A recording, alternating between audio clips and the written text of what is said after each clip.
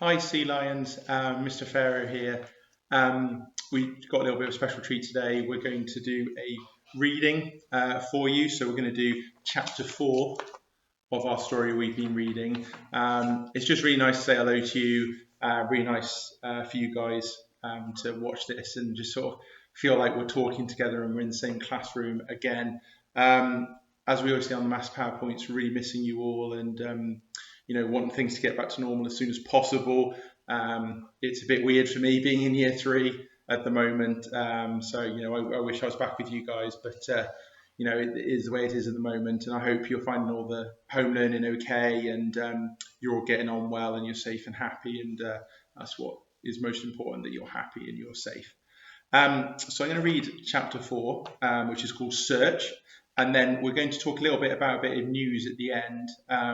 We've got something that we're quite excited to set up that involves myself and all of you. So we'll talk about that at the end. So chapter 4, Search. Fatima paced up and down anxiously in the ruins of the village square. All around her, sprites were trying to fix the damage caused by the goblin attack. Some swept up broken glass, while others pulled crumpled pieces of toadstool to a large pile of rubble in the middle of the square. There wasn't much left of the village at all. "Don't worry, lassie," said Captain Campion, flying over to land beside her. "It may look bad now, but toadstools grow quickly. We'll be moving back into a new set of homes in a day or 2. We sprites are hardy folk." "That's good," said Fatima, "but if I'm honest, I'm more worried about Usman." "Aye, I guessed you would be," the older sprite sighed. "It's no often the goblins take one of us with them when they leave. But Dinah yet fret. Clover's putting together a rescue team as we speak." Sounds exciting. Fatima turned to look at a tent made from spiders' webs. Inside, she could see medics caring for sprites injured in the battle. "Will Poppy be well enough to come with us?" Campion shook his head. "I dunna think so. She was hurt pretty bad when that goblin stomped on her. If it hadn't been for you and your brother, well, it could have been a lot worse." "Do you think I could go in and see her?" asked Fatima. "I'm sure that would really cheer her up," smiled Campion, leading the way. Fatima followed Campion into the tent and past rows of beds made from long green leaves. In each of the beds lay a sprite, some with green bandages over their wounds, others being tended by teams of nurses. At the far end of the tent they found Poppy. A short sprite in a white coat was with her. "I'm Dr. Heather," she said, shaking Fatima's hand, "and I hear you're something of a hero." "Oh, well, I don't know about that," said Fatima, her cheeks burning red. "Yes, you are," smiled Poppy. "That goblin would have crushed me into the ground if you and your brother hadn't saved me. My injuries could be a lot worse." "Actually, that's why I'm here," said Heather. "I've got the results back from the tests I ran on your wings." Poppy trembled. Are they going to be okay?" "They will," said Heather, "but not for a long time. You'll be wearing trainers for quite a while until your own wings heal." Poppy slumped back on a soft green pillow. "I can do that," she said, relieved. "Trainers aren't too bad." "Trainers?" asked Fatima. "You mean like the shoes you wear to play games?" Heather shook her head. "Trainers are training wings," she explained. "You wear them over your shoulders like a backpack. They're what young sprites learn to fly with, but they can also be used by anyone who injures their wings." "And they're what you're going to wear on a journey to the Goblin Village," said a voice. Fatima turned to find Clover approaching. "Me?" she asked. "Of course," said Clover. "If we had to travel at walking pace, it would take hours to find Usman. Flying is much quicker." "But I've never flown before," said Fatima. Poppy reached out to take her hand. "You'll be fine," she said. "Young sprites learn how to fly all the time. It won't take long to get used to the wings. Or you could wait here in the village and while we go and rescue your brother," Clover suggested. "No chance," said Fatima. "Let's try these trainers on for size." 10 minutes later, Fatima was back in the village square. She held her arms out to the side as Clover slipped the straps of a pair of training wings over her shoulders. "They're very light, aren't they?" she said, surprised. "That's the fairy dust in them," said Clover. "Nasty stuff, fairy dust. It'll stick in your hair and clothes for days, but it's pretty magical, and it does have its uses." The straps finally in place, Fatima watched in amazement as they glowed slightly, then turned invisible. That left a pair of shimmering sprite wings protruding from her back. "Give them a go," said Clover. "Try to flap them." "How?" asked Fatima. "Do I wiggle my arms or something?" Clover smiled. "Magical fairy dust, remember," he said. "Now you're wearing the wings, all you have to do is think about moving them and they'll instantly respond." Sounds pretty awesome. "Okay," said Fatima. She took a deep breath and tried to picture the wings opening and closing behind her. The gossamer wings just quivered at first, but after a second or two they slowly opened up, then closed again. "I did it!" Fatima cried. "You seem to be a natural," agreed Clover. "Now try flapping them faster and faster." Fatima closed her eyes and concentrated hard. Gradually the wings picked up speed as they opened and closed almost silently. Before long they were little more than a blur. "Is that what you mean?" asked Fatima. "That's it exactly," replied Clover. "So when do I get to try flying?" Clover chuckled. "You're doing it right now." Fatima opened her eyes in alarm. Clover was right in front of her as before, but then she looked down. They were both hovering in the air, higher than the medical tent nearby. "I'm doing it!" cried Fatima. "I'm flying!" They rose up through the leaves of the tree beside them. Fatima saw a bird's nest perched on one of the branches. 4 bright blue eggs nestled inside. A movement caught her eye and she looked down, seeing the ground dropping away beneath them. Panicking slightly, she wobbled and then tried to right herself. "Whoa, don't get too excited," Clover urged, reaching out to grab her arm and steady her.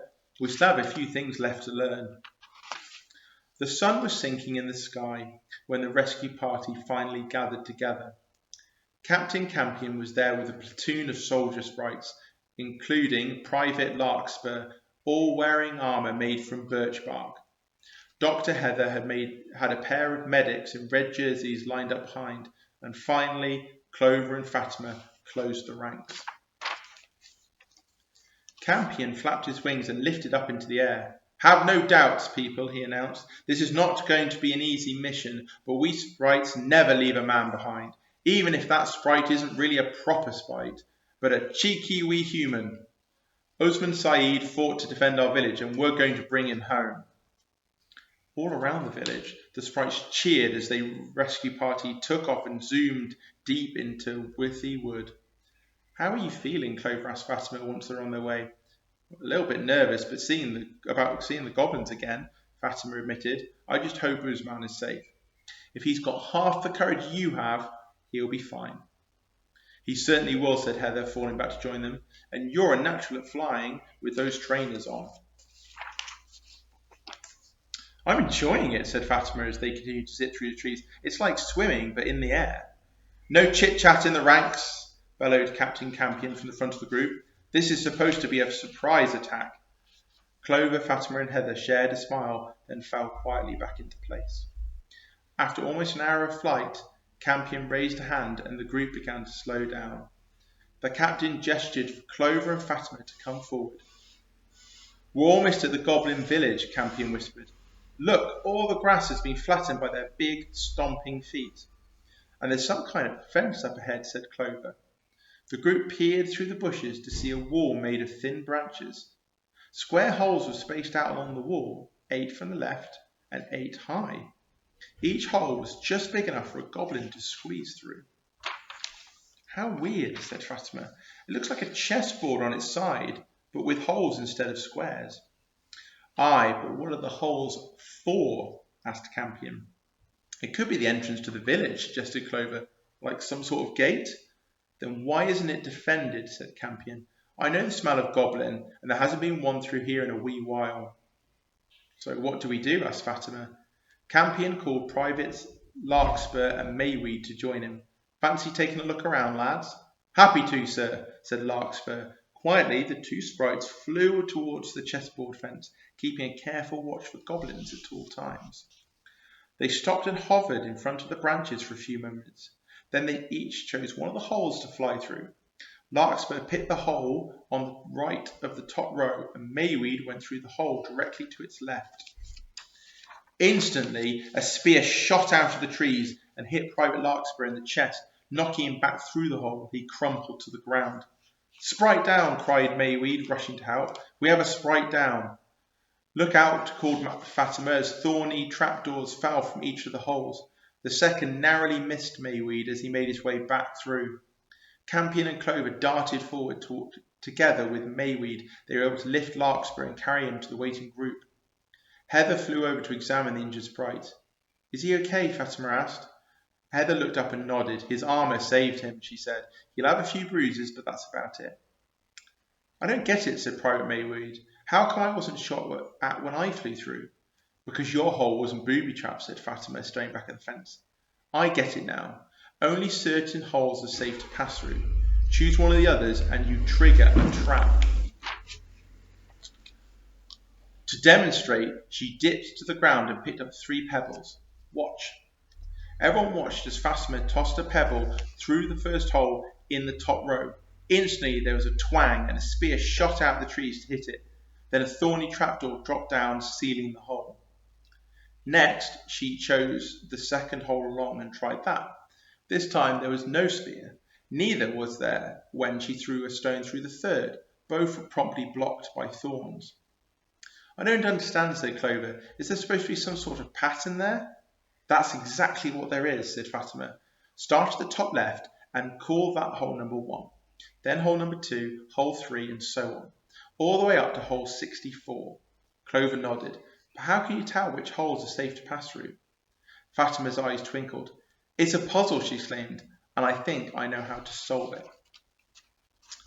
So that's the end of the story for today. So I really enjoyed reading that. I hope you enjoyed listening to it. I said there was a bit of news at the beginning.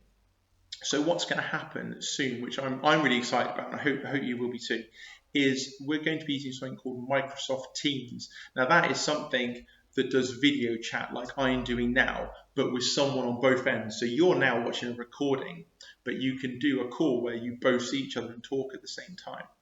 And we're going to be setting up some of these. So you need to tell your parents, if they're not, or adults, if they're not watching this with you, that they need to look out for an email or a text from the school telling them how to log on, because you've all got your own sort of logins and passwords and things like that. And then we're going to set up calls with you so we can talk to you in small groups. We're not going to have obviously you all on at the same time because there'll be a lot of you, but we're going to do small group calls with something like 6 or 7 of you. So we don't know when these are going to start or how exactly they're going to look. That information will be coming soon, but we do know they're going to happen. And like I said, I'm really excited about this because it means we get to chat again and we get to be a class again, which is really nice, because year 3 have been lovely, really lovely bunch, and it's been great fun with them, but you're my class, so you're the ones I want to talk to the most. So, like I said, if your parents or adults aren't there with you, make sure you tell them to look out for an email talking about this. Like I said, I hope you're excited about that as much as I am. I hope you enjoyed the story, and I will speak to you or hopefully see you sometime soon.